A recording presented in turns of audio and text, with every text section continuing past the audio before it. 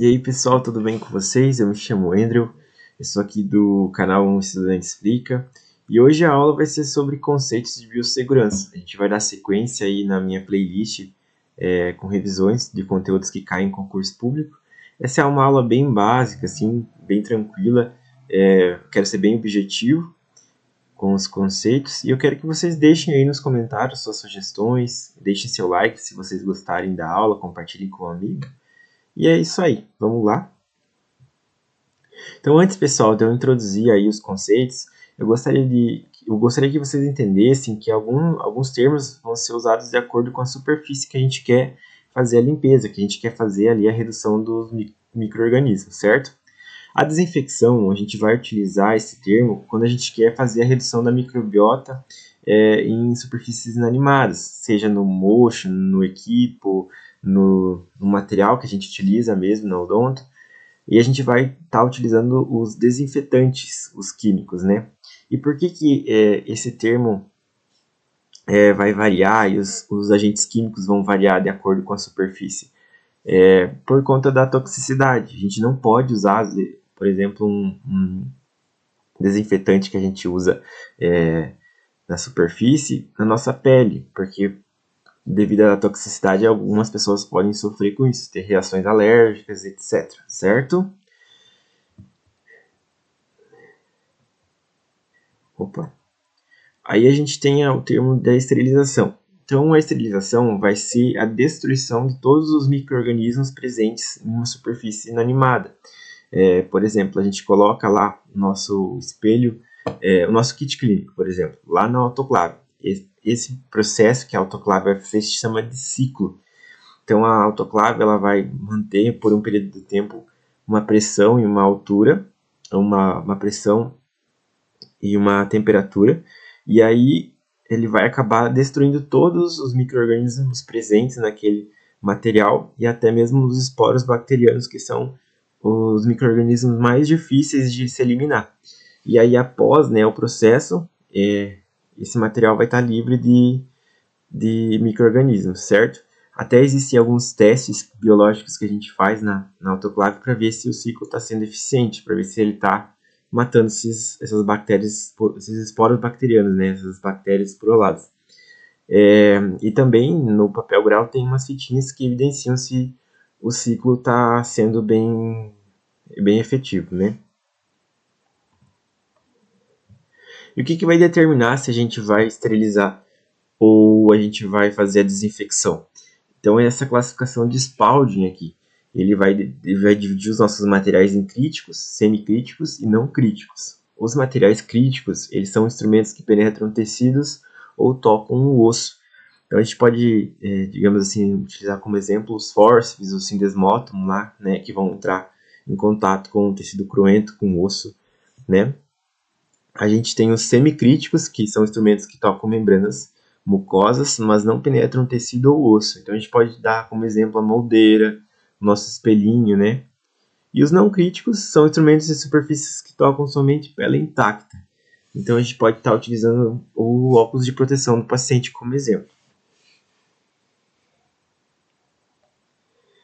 A asepsia, pessoal, vai ser todas as medidas que a gente vai fazer, né, para impedir a entrada ou a contaminação dos micro-organismos ali no ambiente, no material ou no próprio procedimento que a gente vai realizar, mantendo esse ambiente, né, esse instrumental ali livre de contaminação.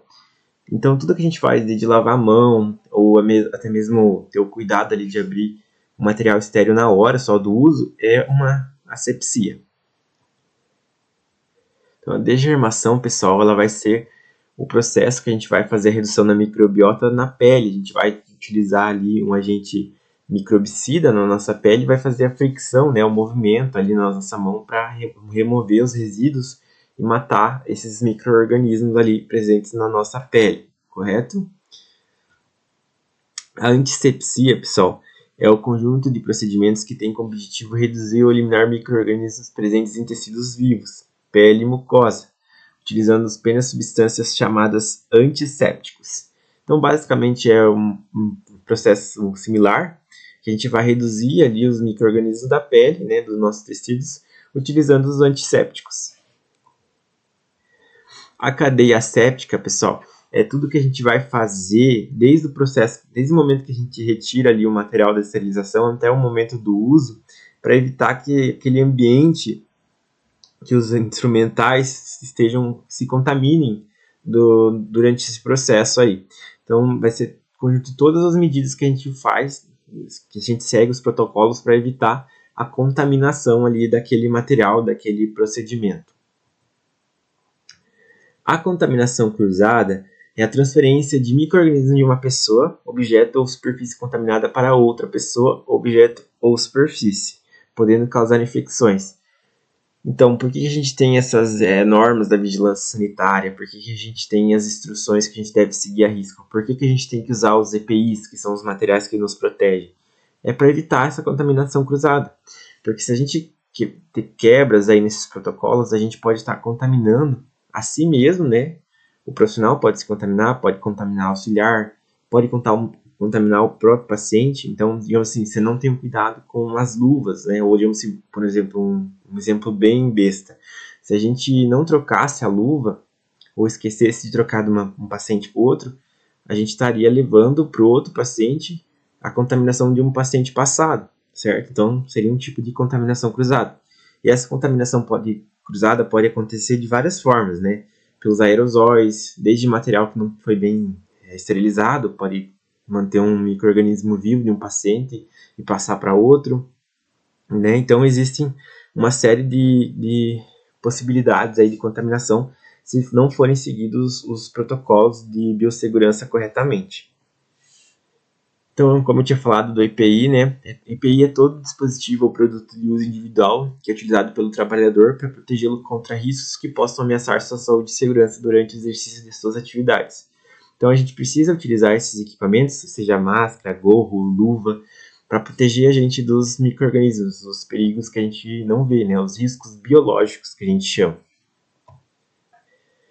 E agora eu vou trazer uma questãozinha aqui para vocês. Quero que vocês pausem, tentem fazer e a gente já continua aí para corrigir ela.